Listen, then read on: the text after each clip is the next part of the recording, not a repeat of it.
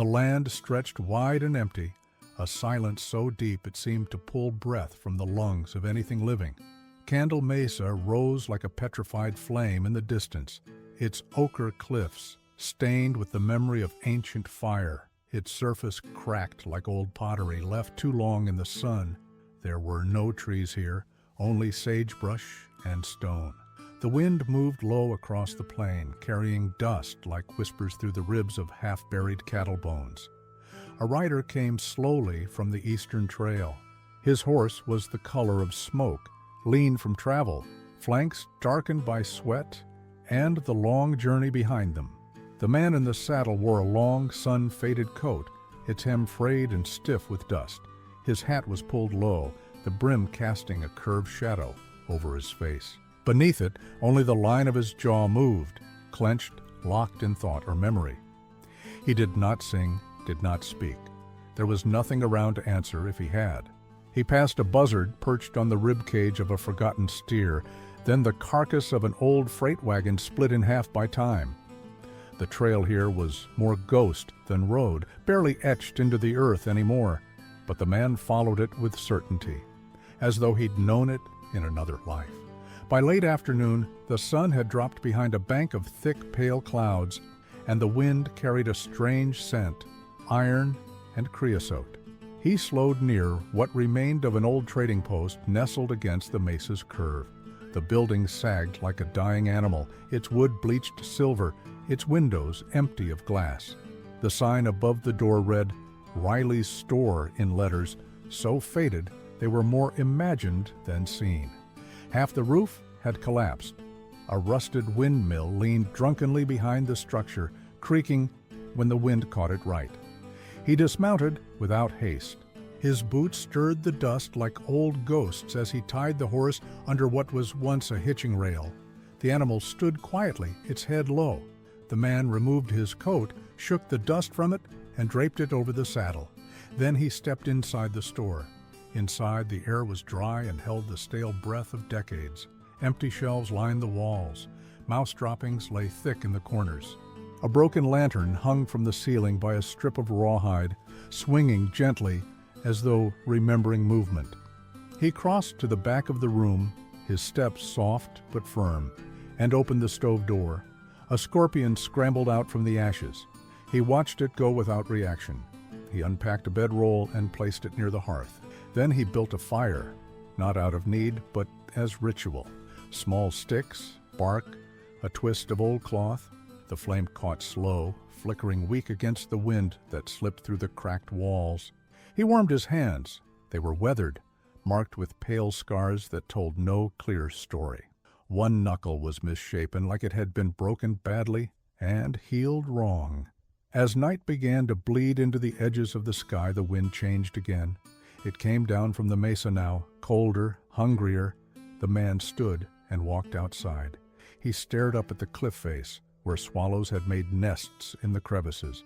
A thin trail led up the rock, zigzagging like the path of a memory best forgotten. He took a tin cup from his saddlebag, filled it from his canteen, and sipped slowly. No firelight escaped the windows of the shack. No one came. Only the wind moved, brushing against him like a hand that didn't want to be remembered. Then, just as the sky turned a deep, bruised purple, the sound came. Soft at first, so gentle it might have been imagined. A clink, metal against stone, distant, rhythmic. He froze. The sound came again. Clink, pause, clink, then silence. He listened. Nothing. The wind pulled at his sleeves. The horse gave a small, uneasy shuffle. The man turned his head slightly, just enough to align his ear with the mesa's base. There it was again. Clink. Faint, but real. Not wind, not animal.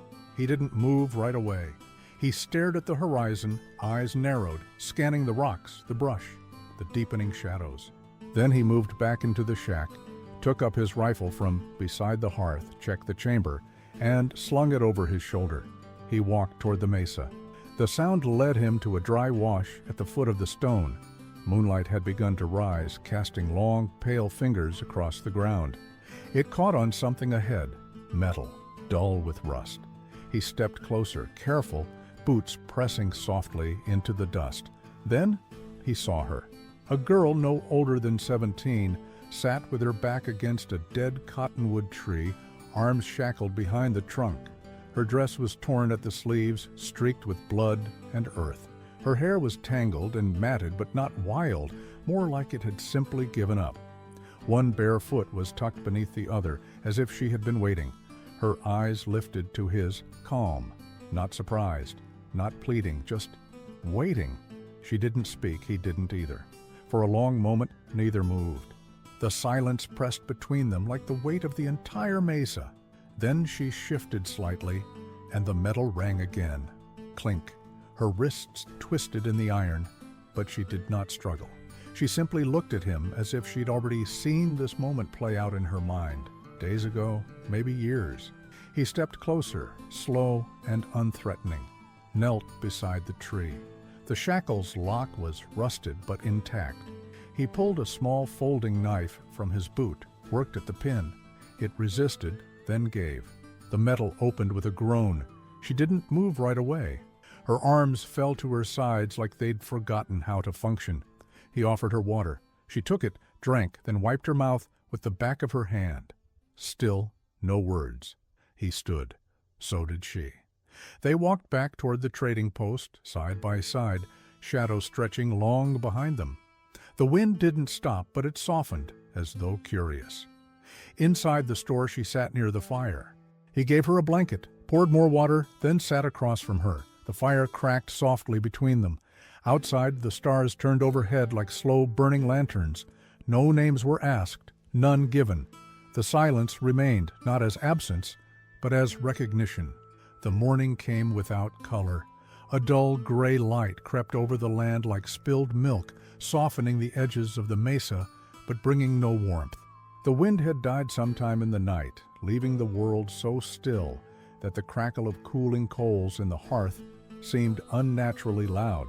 The girl hadn't spoken, not through the night, not in her sleep. She had curled in the blanket he gave her, knees drawn up, head turned to the corner like she belonged to the silence. The man had sat with his back to the wall, one boot braced on the floor, watching the fire through lowered eyes. Now he moved, slowly. He took a dented pan from a shelf, poured water into it, and set it over the coals. The girl stirred but didn't rise. She watched him with those quiet, dark eyes, eyes that held something unbroken, though everything else in her seemed used up. He made coffee. The smell drifted through the room, earthy and bitter. He set the cup beside her. She didn't touch it. He didn't press her. Instead, he walked outside. The sky hung low and heavy with clouds that threatened to rain but never followed through. He lit a match against his boot and rolled a cigarette between his fingers before lighting it. The first inhale drew his eyes closed for a second. When he opened them again, they looked toward the mesa, specifically the dead cottonwood. The shackles were still there, looped around the gray trunk like a forgotten ornament. He walked to them, cigarette hanging from his lips, and touched the metal. Cold, stained. The ground beneath them was disturbed only by the pattern of her bare heels, over and over, pacing or trembling. A patch of dried blood marked where her shoulder must have leaned for too long against bark. No tracks led away. Whoever had left her there hadn't looked back. He kicked dust over the spot, then returned to the post. Inside, she was sitting up, legs crossed under her. The blanket had slipped down to her waist. Her hands were in her lap, fingers folded neatly. There was something too precise about her posture, as if she were holding herself together with effort, like any loose thread might unravel everything. He moved to the table and opened a tin of beans, then another of salted pork. She watched every motion but said nothing. He worked in silence, his movements simple, unhurried. After some time, she reached for the coffee. Her hands trembled just slightly. She took a sip. He watched her, and for a brief moment their eyes met. There was no gratitude in hers, no submission, no fear, only a tired kind of acceptance, as though life had always been something endured. When the food was ready, he passed her a chipped plate and took one for himself. They ate with their hands. She didn't flinch when the heat hit her tongue. She chewed slowly, methodically, like she hadn't eaten in days, but refused to let hunger own her. The man finished first. He stood, stretched, and walked out again. She followed. The wind had returned gently this time, moving the tall grasses in ripples. The horse stood near the well, swishing its tail. The man approached the broken fence and began to fix one of the rails with a handful of nails from his saddlebag. The girl stood nearby, arms crossed over her chest. After a while, she knelt and began to clear brush from the entrance. No words were exchanged.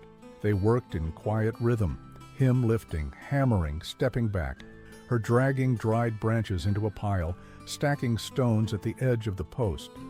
It wasn't cooperation, so much as a shared avoidance of stillness. By midday, the sun pushed briefly through the clouds, and with it came a hush. They stopped then, almost in the same breath. He leaned on the post, sweat at his temples. She sat on the steps, face lifted to the light. For a moment her expression shifted, her brow softened, lips parted, as if some old memory had just passed through her. Then the light was gone again, and with it, the softness. She stood and walked around the back of the store. He followed after a few minutes, not in pursuit, but in presence. She was sitting beside the collapsed windmill, her hands running slowly through the weeds at its base. Her fingers touched something buried, something metal. She dug it out with care, a small tin box, rusted and thin as paper in places. She pried it open. Inside, a child's lock of hair tied with red ribbon, a button carved from bone, a yellowed piece of fabric, hand-stitched with a single word, Ellen. She didn't cry. Her hands closed the box slowly and set it back into the ground. She pushed the dirt over it with her palm, then stood and dusted her dress. When she turned back to him, something about her had changed. There was no plea in her face, but there was a demand, not spoken, not even formed. It hung between them, more forceful than sound. The man didn't ask. He simply nodded and walked back toward the shack. That evening, the wind rose again, sharper now, curling through the cracks in the wood and whispering against the window frames. The fire had been fed with broken chairs and old shelves. Shadows danced across the walls. The girl sat on the floor, one leg tucked under the other, hands pressed between her knees. She stared at the flames, but her eyes were far away. He sat across from her, cleaning his rifle with methodical care. A cloth over the barrel, oil on the bolt. His movements were slow, almost reverent. She looked up suddenly. Then her voice, raw from disuse, cut the silence. "How long since you were home?" The question wasn't casual. It wasn't curious. It was a test. He paused, wiped the oil from his fingers, looked at her. "Long enough," he said. She nodded once, almost to herself. He didn't ask where her home was. That night she didn't sleep in the corner. She slept near the fire. And when the wind howled outside, he didn't stay against the wall. He moved his bedroll closer too.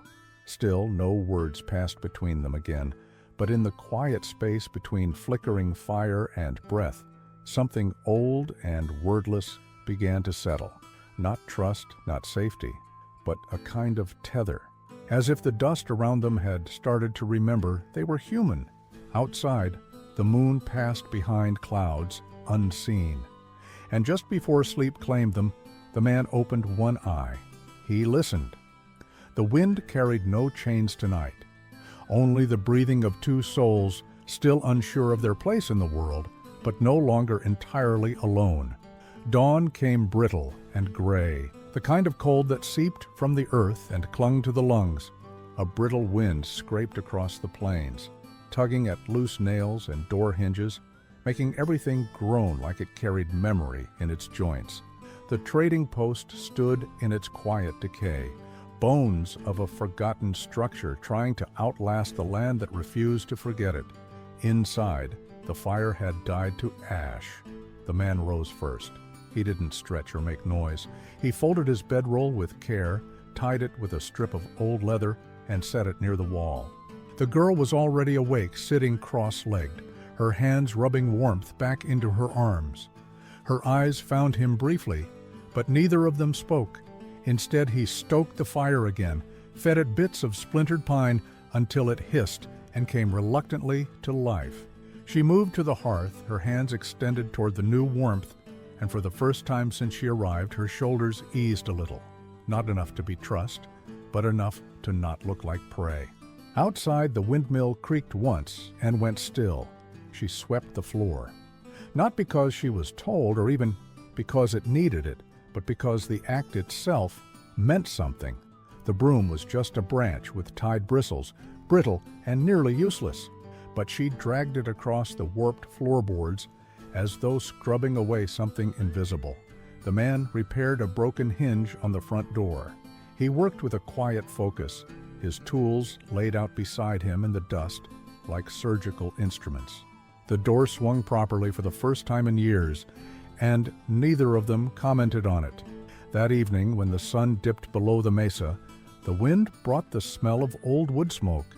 Not theirs, but distant, almost gone. Somewhere far off, someone had lit a fire, and the scent traveled like a memory unsure of its path. The girl stepped outside, her bare feet pressed into the dust with a strange grace.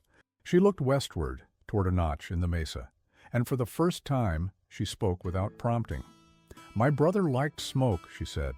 Her voice was hoarse but clear.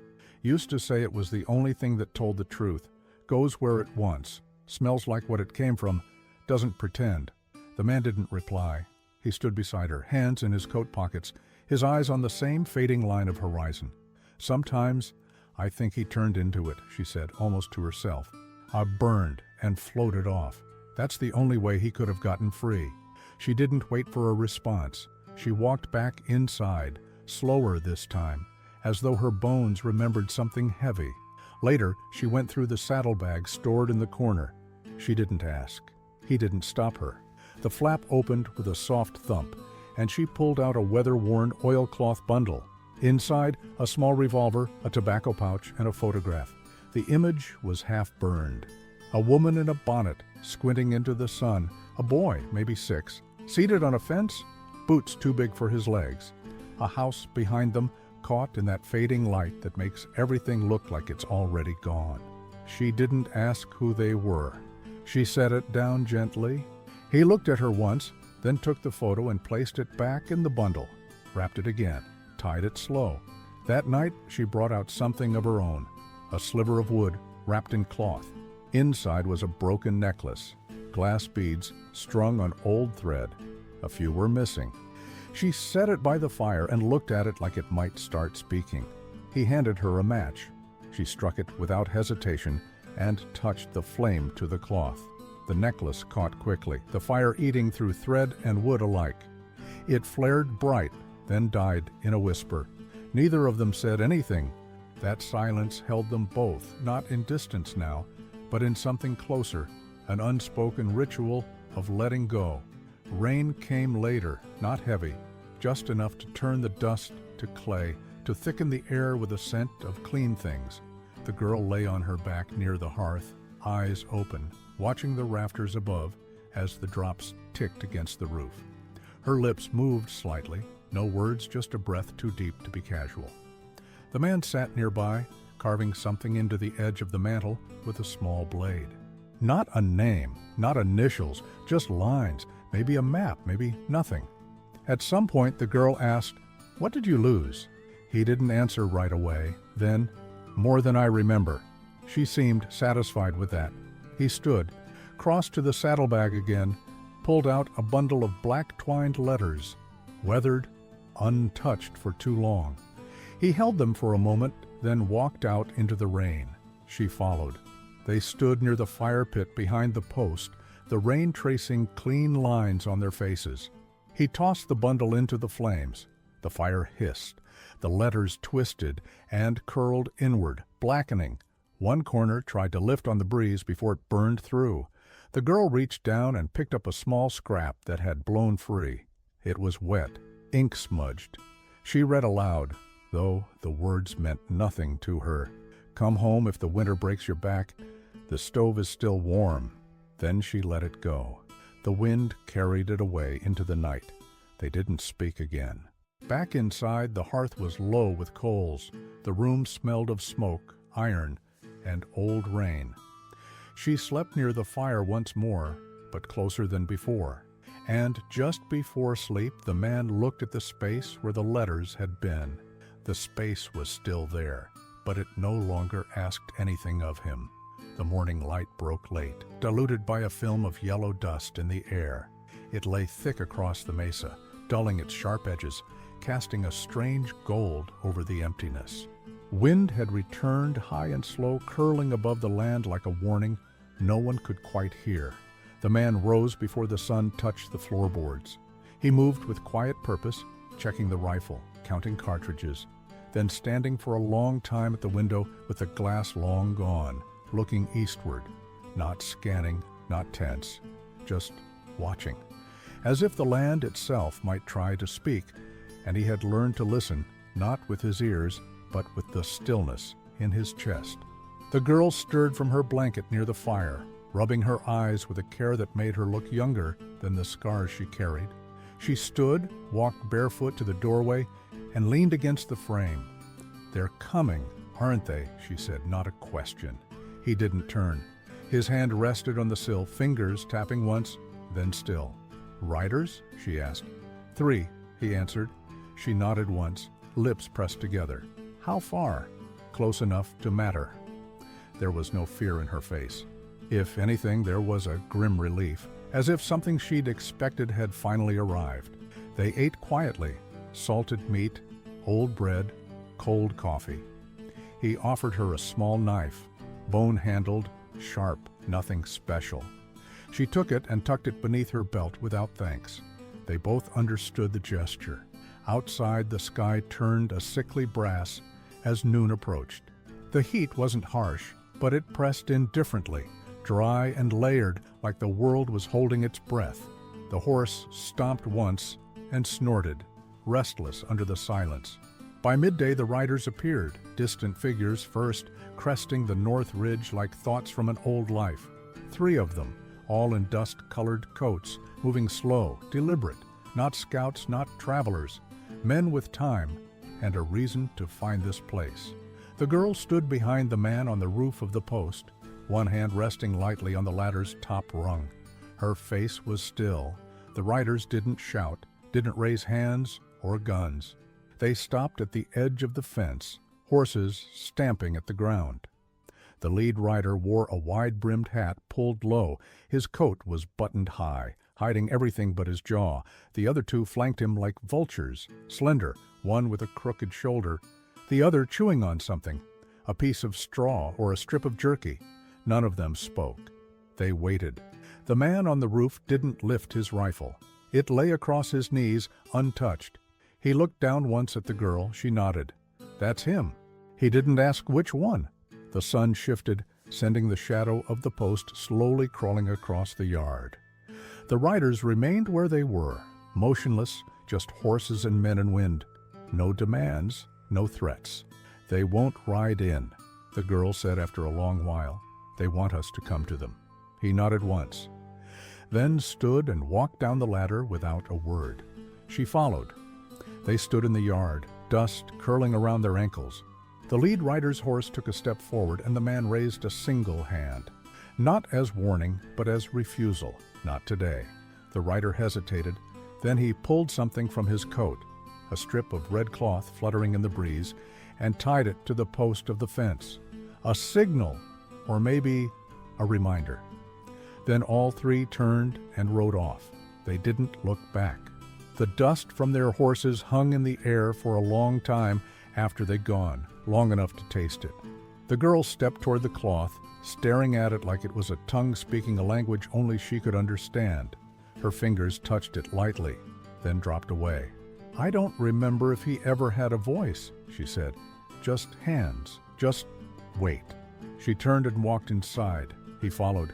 That night she pulled her blanket tighter around her, curling near the fire with her back to the room. He sat near the door, rifle across his lap, unmoving. The air was too quiet. Coyotes howled once, far off, then not again. An owl called from the cliff edge, and the wind carried it down like a lullaby laced with knives. In the early hours before dawn, the man rose. He went to the hearth and placed the letters there, the ones not already burned, the ones he'd hidden deep in the floorboards, under a loose plank where old ghosts nested. He added the photograph, the tobacco pouch, the lock of hair he hadn't meant to keep. Then he lit a match. The fire caught slow, reluctantly, as if the past wasn't done being heavy. But it burned. Smoke rose in a thin blue thread, weaving up the chimney, disappearing into the black. The girl woke to the smell, blinking at him across the coals. He said nothing, but something in his face was gone now, or maybe it had always been waiting to leave. She sat up slowly, rubbing her wrists. The scars were less red now, less loud. He stood, walked outside, and stared at the cloth tied to the fence. He untied it, held it in his hand for a moment, then let it drop to the dust. In the stillness, a bird called from the cliffs. He looked west. The girl stepped out beside him, coat around her shoulders, the knife still at her hip. "Tomorrow?" she asked. He nodded, then added, "You lead." She didn't smile, but her eyes warmed just barely, like someone who had remembered how. They returned inside. No more fire tonight, only coals and silence. And smoke, still curling from what once refused to burn. Morning arrived not with light, but with absence. The sun didn't rise so much as bleed slowly into the haze, casting a dull amber glow across the mesa. The air felt hollow, emptied of breath, emptied of time. No birds, no insects. Even the wind had withdrawn, leaving only a stillness too complete to be trusted. The man stood by the well, rolling a cigarette without lighting it. He held it between his fingers like a memory that might vanish if not held tightly enough. His eyes were on the trail west, where the dirt narrowed and vanished between two stunted hills. Behind him, the trading post was quiet. Only the smell of last night's fire lingered, charcoal and ash, the perfume of endings. The shack looked different in the pale light, not older, not newer, just finished. A story written, even if it had never been told. Inside, the girl was packing. She moved with care, her fingers folding the blanket she'd used every night since he found her.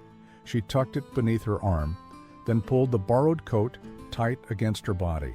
Her boots were mismatched, one hers, one his, but they held. She carried no bag, no water, no food, just the knife he'd given her and the road she'd chosen. When she stepped outside, he didn't turn right away. She came to stand beside him, the both of them watching the trail like it might speak if they waited long enough.